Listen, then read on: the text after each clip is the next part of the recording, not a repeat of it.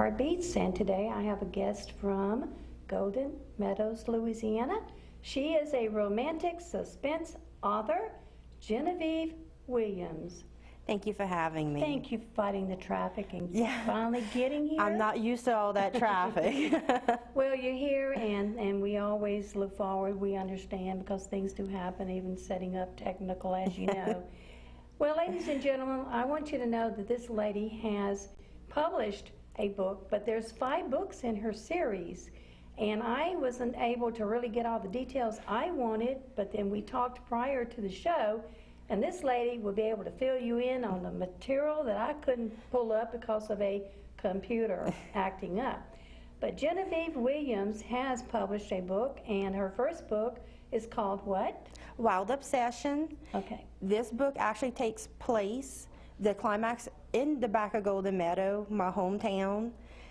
The climax, that's where the climax takes place. Okay. But this is Tyra and Chance's story. Chance is a good old boy from Lockport, Louisiana. You know, I got to give a shout out to my Cajuns. There you go. And this is his first assignment with the FBI. Okay.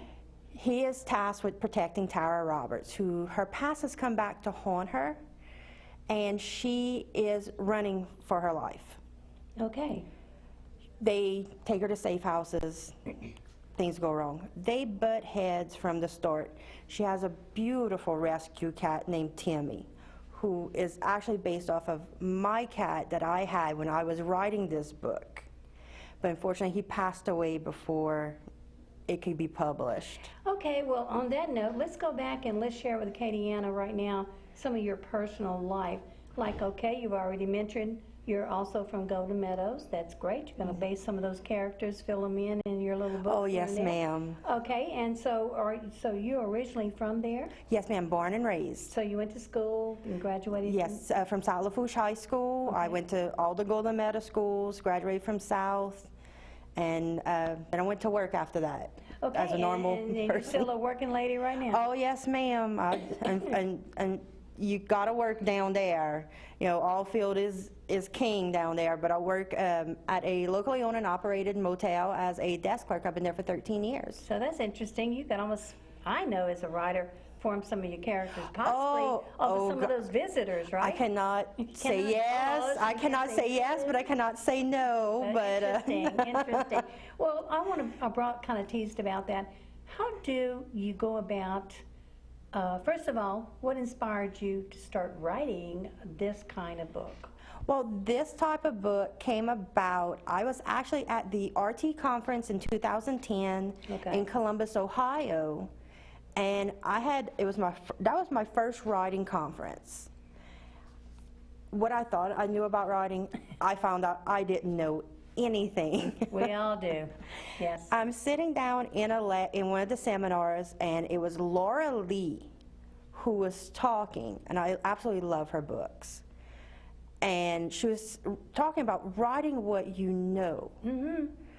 And as I'm sitting there, the beginning of the book flashed in my head. I had to leave because I didn't have paper. Oh, wow. And I called my friend who, you know, before this, we had co-authored a young adult book, but we didn't do anything with it. We're trying to, right now, reformat it. Okay. To be able to put it out to publishers, because we found out we didn't do it right. Right, so as you went to that conference, you learned a whole lot, got a lot of good tips to go improve what you already had. Yes, and I called her and I said, hey, I have a book. You can help me with it? Okay, so we're talking, what, 2010 you started writing? Yes, I started writing this book. The name of the book again is? Wild Obsession. Wild Obsessions, okay. Book number 1 as seen on the screen later on. Wild Obsession, yes. Okay, okay. And from there, how long did it take you to write this book? To write the first manuscript, which was supposed to be a standalone book, it took about 6 months to get everything done and edited to the way I thought it was supposed to be edited and formatted. Okay. Sent it out. Actually, the original manuscript won first place in the Dixie Cane. Awesome. Romantic Suspense. That was in, I believe, 2011.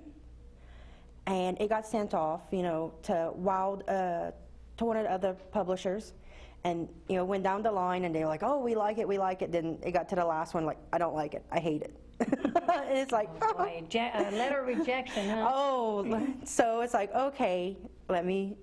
Well, it sounds like to me you were very successful at the very beginning, and that's great news for other publishers to Yes. send it off and you get responses. And as you know, I'm part of the Writing School of Acadiana, so naturally, I'm excited to hear people get noticed that soon and appreciate it. Yes. You I believe I've come to one of y'all's meetings. did y'all have Barnes&Noble, we have it all. We used to sub. And it was I came to Lafayette, and there was a conference years ago. Years ago, when Baton Rouge could not have their conference, we did it. Yes. Off of Jefferson Street. Not a big enough place, but people. Yeah, it was still like a came. little church. Yes. Yes, Yeah. I was there. They were there. Well, let me tell you what. You just never know who you're going to run into. I bet you ran into some interesting people. I did, and they had a first page contest, and at the time, the first page of this was actually a prologue to what happened to Tara, which is very graphic. Okay. And they had it up on the wall, and I'm like, oh, I'm in a church. Wow. Oh, well, the church went out, and hey, who knows? So that's part of your journey now. Since we have, we're showing back and forth with us talking on the screen and going into the book, we want to go back to the book. Let's talk about your book. Okay, that's book number 1. Okay. Yes. So you have characters in there.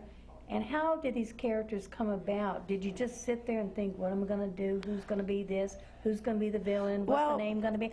Tara came. How you got it. Tara came to me.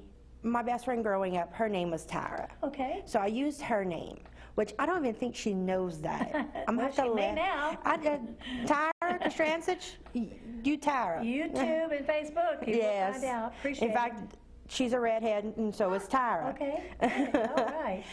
And then Chance, I was big into Beauty and the Beast from the CW at the time, so he kind of looks like the guy who played Beauty the Beast on it. So you had your characters all in mind? And yes, I had their structure, like the villain, which my villain's on my cover.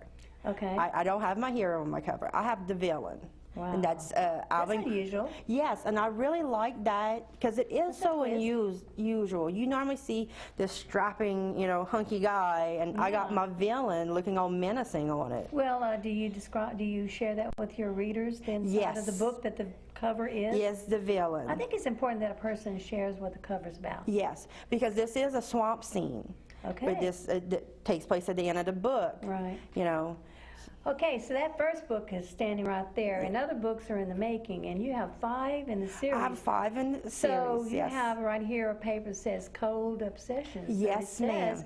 Book 2. Yes, Cold Obsession will be out soon. This Saturday, April 1st. Wow. It comes out on ebook. Wow, that is awesome. So if anyone's interested, they can check it out there, or they can send you an email or check out your webpage. Yes, and you're going to meet the agents who are in this book.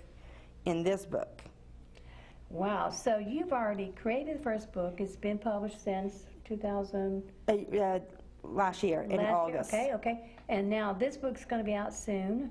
That's cranking them out pretty fast, lady. I have another one, my 3rd book, Past Obsession, that will be out on December 1st. So are you working on all these books at the same time, making sure you keep everything in order? Yes, I have many folders on my computer and undoubtedly books. You do. You're cranking them out just like mine. Yes, and I'm also working on another series that I'm... Genre, this is called romantic suspense. No, actually, the genre that I'm working on a side series with is contemporary romance. Okay. Which is, for anybody who knows me, is like, really doing contemporary? You don't really read contemporary. I'm more of I love romantic suspense. I love reading. I love Julianne Walker and Kristen Harbor. I love those types of books. And I'm a big Stephen King fan. I love horror. You pretty well go across the board, huh? Yes, but when it comes to writing, because I just turned in a short story for an anthology that RT's putting on, and it's a horror romance. Wow. And I'm hoping to get it in there. I found out horror is not my forte. Well, it takes someone who really knows what they're talking about to write that stuff, right? Oh, yes, because I love watching it because I have the weirdest writing habit, you know, because I'll put on the cheesiest horror movie I can find, and I write.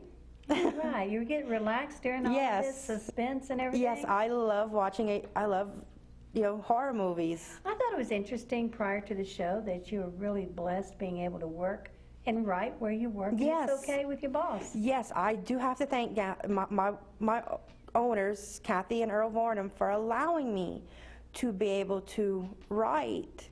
Whether, you know, when we weren't able to bring our computers, they allowed me to write in notebooks or on my phone. The freedom. Yes, I mean, I have to thank them and you know, thank the good Lord that we're starting to pick up because work has been bad. Well, let's go back to basically telling people a little bit more about you.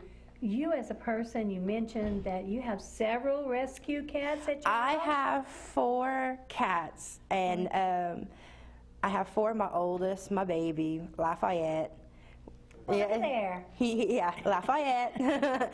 I'm a big True Blood fan. Yeah, so okay. he's named after Lafayette on there. And he's 14 years old, well, almost 14. He came from the Terrebonne Parish Animal Shelter. And then my next one that I got was Jessica, again, from True Blood. Okay. She is 4 years old. She came from the streets. My friend, she was following my friend on his golf cart, and he's there, look, and I'm like, mine. Right. And then I have 2 others, they're mother and daughter. CJ is the daughter. She is, I believe, 8. 8, wow. And then Callie, which we call her Poof, or Poofaloof, because she's a poofy kitty, she's 10. Wow.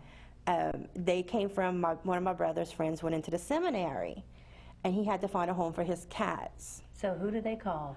I wasn't going to take it till because I was getting ready to go to Las Vegas last year for RT, and I'm like, I can't take 2 more cats. And they're like, well, we're going to put it in God's hand. It's like, oh, bring them. Here we go. Who's the servant? Here we go. Call Genevieve. Well, listen, explain the title of your book so that we'll know. Acadiana, she has 5 books, and they're all obsessions you mentioned. Yes. Book number 1? Well, the series title is SIU 7. They're all going to be following the team of the FBI agents. Okay. But Wild Obsession, I actually named it Wild Obsession because the bad guy is obsessed with Tara. Okay. And Chance, our Cajun, calls her Chamaron. Oh, well, now you are doing the Cajun thing. Whoa. So she's a wild. He considers her wild. So that's where Wild Obsession came from. And then the next book, Cold Obsession, is because the lead character Travis Dean, who you meet in here, his mother was murdered 18 years ago, and it was never solved. Okay. So this is a cold case. So that's where, and he's obsessed with this case. This is the whole reason for joining the FBI. You get to follow the character through all of these books. Yes, ma'am. And they're all, the whole team, every member of the team is going to have their own book, and I'm also working on a spin-off. So wait, now we have 5 obsession books in this one series. Yes. Then on the side, you mentioned you were working on something else. Is that what we're talking about No. now? Okay, no. Wait a minute. This one's got all these folders that's turning into someone else I know is sitting out there. I have quite a few folders. Okay, so let's talk about this one. Yes. And we're not going to tell any more names of the series. You're gonna wait? Yes. I'll tell all the names. Okay. Let's tell 1, 2, Cold Obsession was 2. Number 3 is Past Obsession. Okay. Derek Ross, who is the team leader of this of SIU 7. It's his book, and you'll meet his ex-fiance, who up and left. Okay. No explanation. Up and left. Well, it's called Past Obsession. This is his past. Oh, wow, okay. And then the 4th book is Undeniable Obsession. We come back to another Cajun. Okay. Remy Dubois. Oh, yeah. Sounds Cajun. Yes, ma'am. And our technical analyst with our FBI, Izzy. Loved it. Oh, Izzy, I love Izzy. I love Izzy, She I is one of know. my favorites.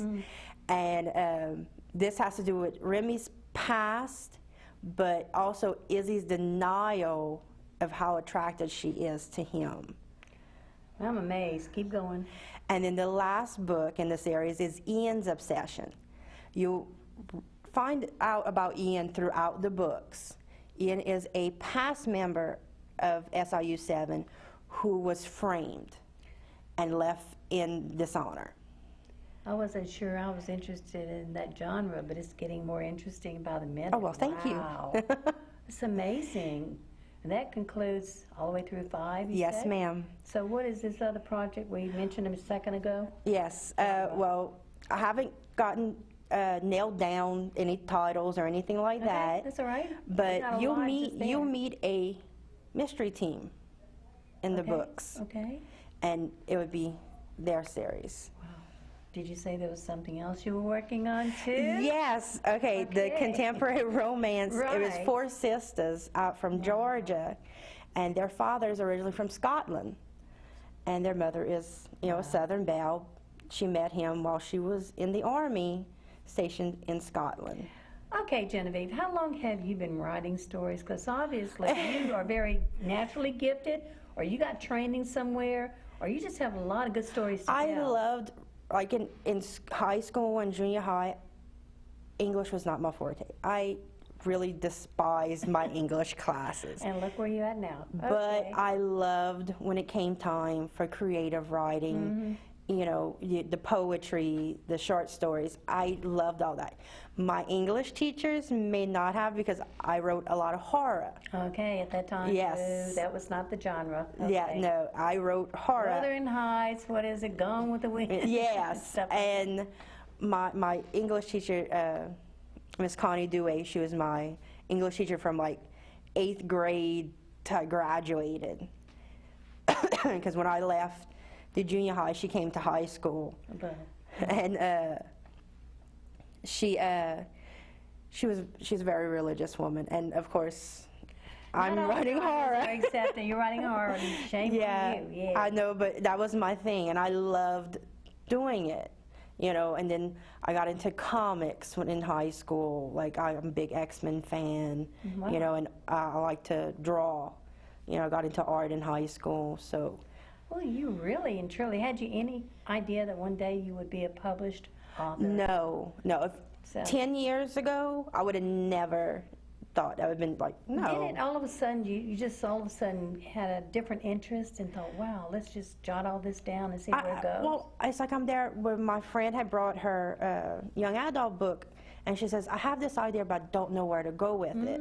Okay. And I'm there, well, what is it? She told me, and I went, I Easy. just Just came out. started, yeah. I've always had a vivid imagination. My mom and dad can attest to that. I think you have what my grandmother calls my gift, the gift of gab. Yes. And you can troubleshoot in a blink of an eye.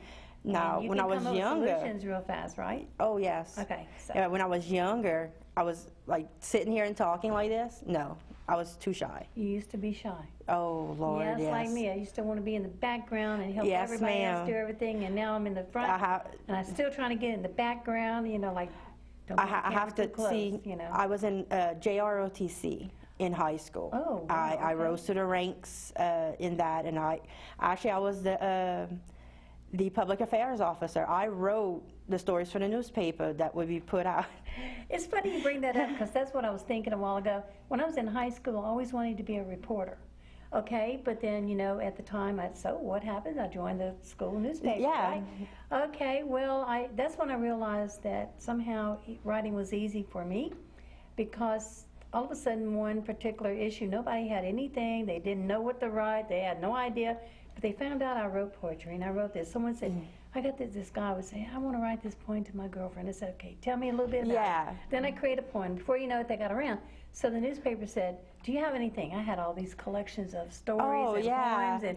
And then before we realized, I said, but you're not going to print all this. And they did. They didn't have anything Yeah. else. So that's when I realized, wow, it's easy once to write. Yeah.